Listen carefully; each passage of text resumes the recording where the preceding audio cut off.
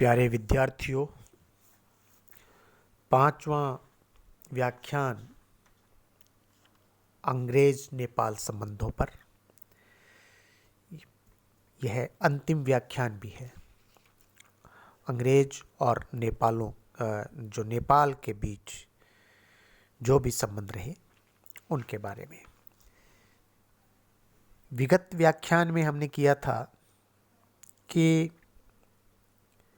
नेपाली, जिनको हम गोरखा भी कह रहे हैं, गोरखा, अंग्रेजों के साथ में जब उनका युद्ध हुआ तो वो बड़ी सख्ती से लड़े, वीरता से लड़े। युद्ध कौशल में अंग्रेजों से बेहतर साबित हुए और अंग्रेजों को अपमानजनक स्थिति में पीछे हटना पड़ा। लेकिन अंग्रेज जो उनकी डिप्लोमेसी है, वो अंग्रेज जब शत्रु को सख्ती से पराजित नहीं कर पाते हैं तो वो शत्रु पक्ष में से कुछ लोगों को लालच देने का कार्य करते हैं और फिर उन्हें, जैसे बंगाल में मीर जाफर और अमीचंद जैसे लोग मिले, वैसे लोग की तलाश वो हर जगह करते हैं। नेपाल में भी जो वहाँ के जो सामंत थे, ठाकुर थे, और प्रजा को भी धन दे करके अपनी तरफ मिलाने का कार्य किया।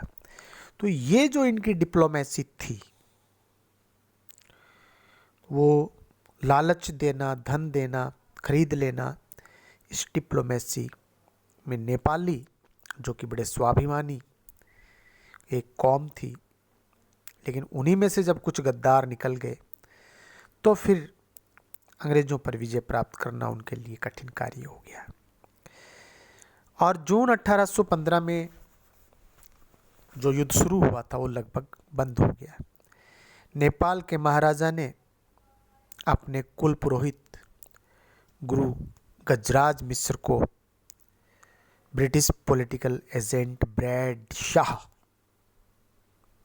के पास सुलह की बातचीत के लिए भेजा। लेकिन अंग्रेजों ने जो सुलह की बातचीत में जो शर्तें रखी वो महाराजा को स्वीकार नहीं हो सकती थी, तो पुनः विचार करने का निवेदन किया। लेकिन अंग्रेज नेपाल की कमजोरी समझ रहे थे और वो अपनी शर्तों पर अड़े रहे। हालांकि जो नेपाल में जो सेनापति था अमर सिंह थापा, उसने अपने राजा को बहुत समझाने की कोशिश की और किसी प्रकार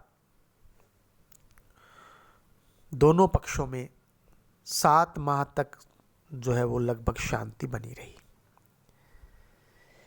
गवर्नर जनरल की अपमानजनक शर्तों और नेपालियों के आत्मसम्मान में जो टक्कर है 7 महीने तक बनी रही और अंततः जनवरी 1816 में अंग्रेजों और नेपालियों के बीच में पुनः युद्ध प्रारंभ हो गया। किंतु युद्ध तो प्रारंभ हो गया, किंतु दोनों ही जो पक्ष थे, दोनों ही शक्तियां थक चुकी थी। नेपाली इसलिए थक गए कि नेपालियों के पास में ज़्यादा संसाधन नहीं थे। युद्ध लड़ने के लिए धन चाहिए, जन चाहिए, और अंग्रेज की वो पहाड़ी भाग में युद्ध करने के अभ्यस्त नहीं है। दोनों थक गए और इतने थक चुके थे कि मुश्किल से 2 महीने तक युद्ध चला। उधर गवर्नर जनरल हेस्टिंग्स के दिल में, के मन मस्तिष्क में कुछ जो समाचार उस समय प्राप्त हो रहे थे उनके कारण एक भय बैठ गया। और भय क्या था विद्यार्थियों? उसको लग रहा था, जो गवर्नर जनरल हेस्टिंग्स, कि कहीं पंजाब का महाराजा रणजीत सिंह, मराठे और निजाम, कहीं ये तीनों शक्तियां यूनाइट होकर के अंग्रेजों से लड़ने को या अंग्रेजों को चुनौती यदि दे दी तो काम कठिन हो जाएगा। तो कुछ ऐसे कारणों से अंग्रेज युद्ध को रोकना चाह रहे हैं ताकि फिर ये अपना कंसंट्रेट भारत के दूसरे हिस्सों में बनाए, भारत के में बनाए, नेपाल से हटा करके। और नेपालियों का, जैसे मैंने बताया, संसाधनों का अभाव, सेना का अभाव, तो दोनों पक्ष संधि के लिए तैयार हो गए और दोनों पक्षों में एक संधि हुई जिसको इतिहास में सुगोली की संधि के नाम से जाना जाता है, जो कि मार्च 1816 में सुगोली नामक स्थान पर हुई थी। इसीलिए इसका नाम सुगोली की संधि, मार्च 1816। संधि की जो पहली शर्त है उसमें गढ़वाल, कुमाऊं और शिमला तक का तराई का सारा प्रदेश अंग्रेजों को प्राप्त हो गया। अभी जहां हमारा शिमला है विद्यार्थियों, कभी नेपाल के पास में था। हमारा अल्मोड़ा, मंसूरी, देहरादून, नैनीताल, ये जो सब स्थान थे ये नेपाल के पास में थे। तो उस संधि में, जो कि 1816 में हुई, ये स्थान इधर इन्होंने मांग लिए, नेपाल ने दे दिए।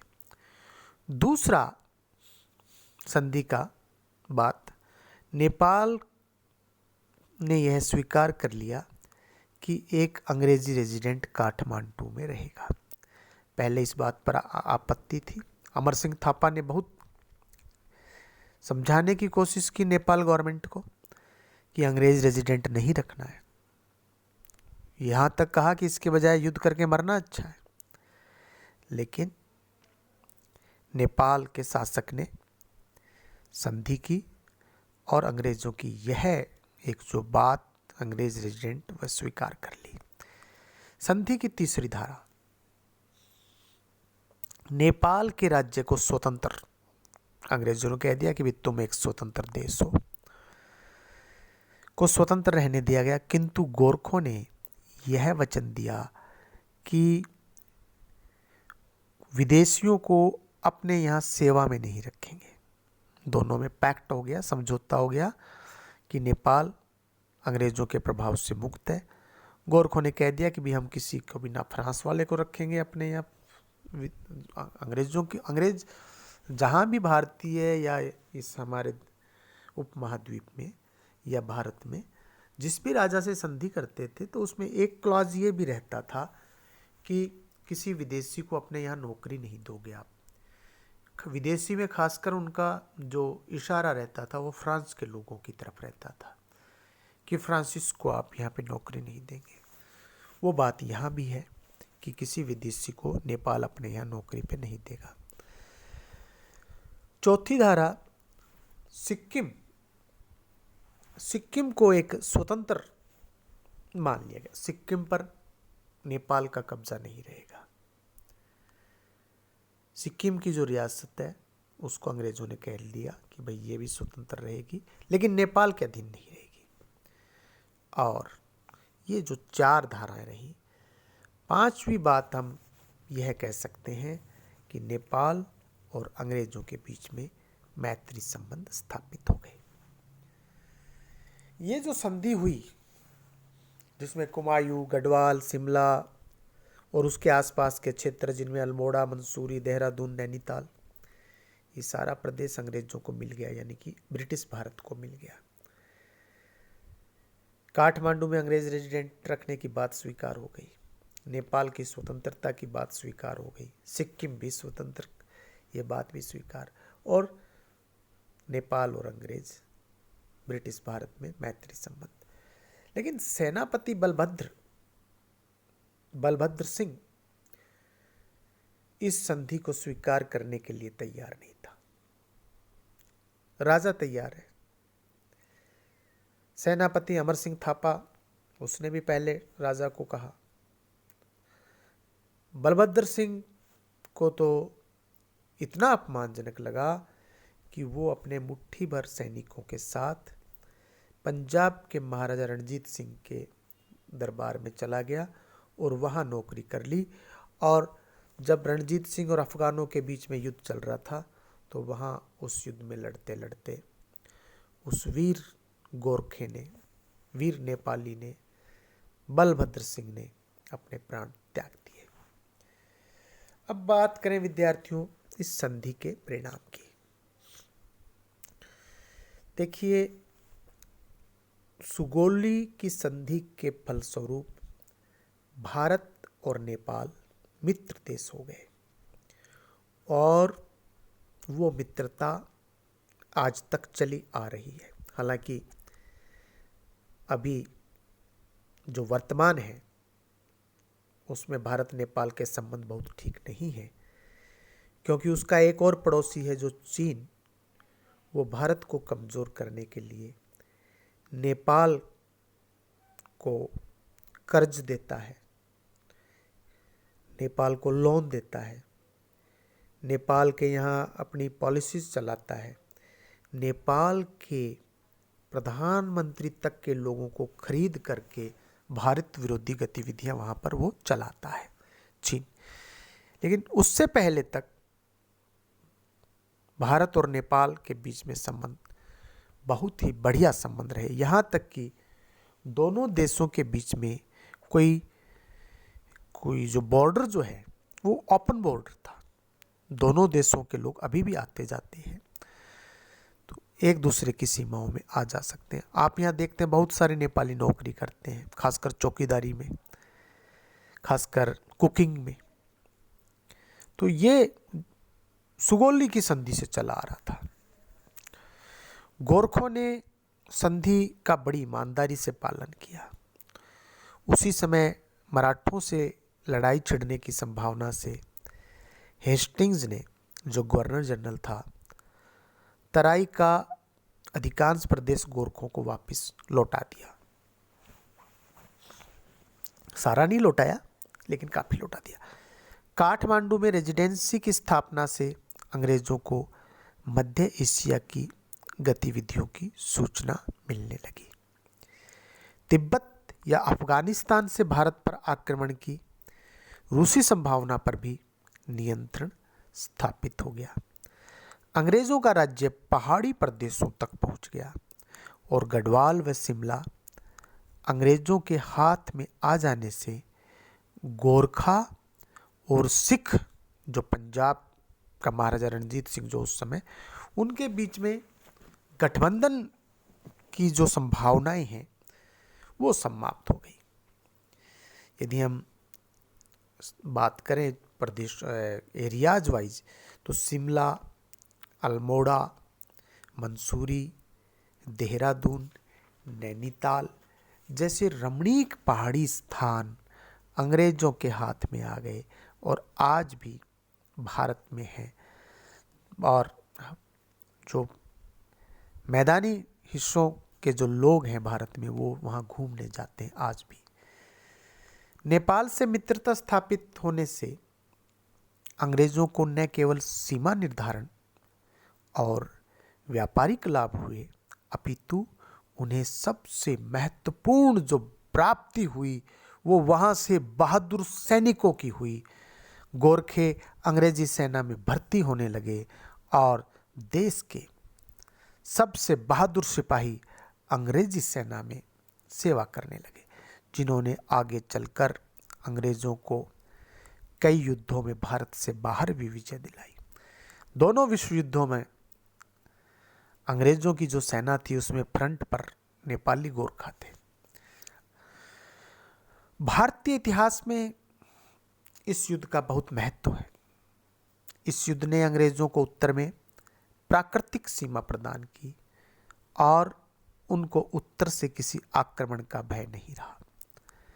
अंग्रेजों ने गोरखों की अलग से रेजिमेंट बनाई, जिसने सन 1857 में जब भारत में प्रथम स्वतंत्रता आंदोलन चल रहा था, उस गोरखा रेजिमेंट की सहायता से अंग्रेजों ने उस आंदोलन को दबाया। नए पहाड़ी नगरों के निर्माण से हिमाचल प्रदेश में भी विकास व सुधार कार्य होने लगे, क्योंकि ये जो स्थान मिले अंग्रेजों को, चाहे वो शिमला था, चाहे अल्मोड़ा था, मंसूरी था, देहरादून था, नैनीताल था, अंग्रेजों ने इसको डेवलप किया। डलहौजी, लॉर्ड डलहौजी ने एक डलहौजी नगर भी बसाया। तो पहाड़ी नगरों का निर्माण होने से वहाँ पर विकास हुआ।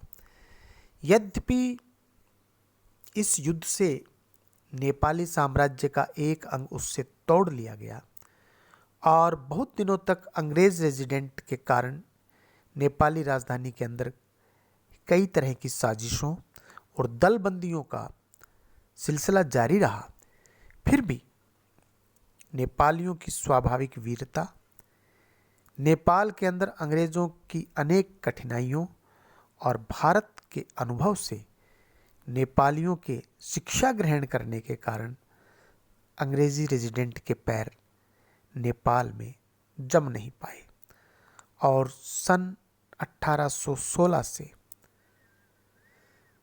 आज तक नेपाली साम्राज्य की स्वाधीनता या क्षेत्रफल में किसी प्रकार का अंतर भी नहीं पड़ा। तो उन्होंने रेजिडेंट को नहीं जमने दिया और सीमाएं, नेपाल को ये फायदा हुआ कि उसकी स्वतंत्रता उनको मिल गई और जो एरिया उनको मिला था वो आज तक कायम है। यदि निष्कर्ष के रूप में हम बात करें, इतिहासकार एच विल्सन को मैं कोट करना चाहूँगा। एच विल्सन ने लिखा है कि कंपनी का प्रभुत्व उत्तरी पश्चिमी के पर्वतों पर पहुंच गया, मध्य एशिया के क्षेत्रों के नवीन मार्ग खुल गए, अब तक के अज्ञात देशों का भूगोल में समावेश हुआ, जो अभी तक जिनकी जानकारी नहीं थी अंग्रेजों को। कुछ अगम्य भागों में विज्ञान ने प्रकृति की शानदार और अनोखी बातों का आविष्कार किया। अनेक ऊंचे पर्वतों पर मार्ग बनाए गए, पहाड़ी नदी नालों पर पुल बने, छावनियां बनी जो बाद में नगरों के रूप में परिवर्तित हो गए, और मानव जीवन की हलचल ने एकांत वनों के मौन, जो हिमालय के जो वन थे उनका जो मौन और अविचल पहाड़ों की चिर निंद्रा को भंग किया। बहुत सुंदर लिखा है एच विल्सन ने। रॉबर्ट्स लिखता है कि सिक्किम के राजा के साथ सुरक्षात्मक संधि के कारण नेपाल और भूटान की पूर्वी सीमा के मध्य एक निश्चलता व्याप्त हो गई। तो संधि के अनेक फायदे विद्यार्थियों रहे। भारत के दृष्टिकोण से भी कि उस समय अंग्रेज़ों ने जो स्थान डिमांड किया नेपाल से, नेपाल ने चूँकि वो कमज़ोर पड़ रहा था, वो स्थान अंग्रेज़ों को दे दिए, ब्रिटिश भारत को दे दिए। आज वो स्थान ब्रिटिश भारत की शान है। गलत बोल गया, आज वो स्थान भारत की शान है। जो कभी ब्रिटिश भारत ने प्राप्त किए थे वो रमणीक स्थान आज भारत की शान है। वहाँ लोग अवकाश में शांति की खोज में जाते हैं, पर्यटन के लिए जाते हैं, और एक जो वो 1816 की सुगोलू की जो संधि है, वहाँ से जो एक संबंध बना, वो संबंध आज तक भी नेपाल के लोग भी निभा रहे हैं और भारत के लोग भी निभा रहे हैं। आप सबका बहुत बहुत धन्यवाद। इस प्रकार से नेपाल और भारत का जो संबंध है, या अंग्रेज और नेपाल का जो संबंध है, वह अध्याय समाप्त होता है। पुनः आप सब जो विद्यार्थी हैं उनका बहुत बहुत धन्यवाद। उम्मीद है आप इन व्याख्यान का लाभ उठा रहे होंगे। साथ में हम जो रीडिंग मटेरियल भेज रहे हैं उस रीडिंग मटेरियल को भी पढ़ रहे होंगे। और जैसी भी जब तक के ऑनलाइन क्लासेस में, जब तक हम क्लासरूम में नहीं मिलते हैं, ऑनलाइन क्लासेस के माध्यम से हम आप तक व्याख्यान पहुंचाते रहेंगे। धन्यवाद।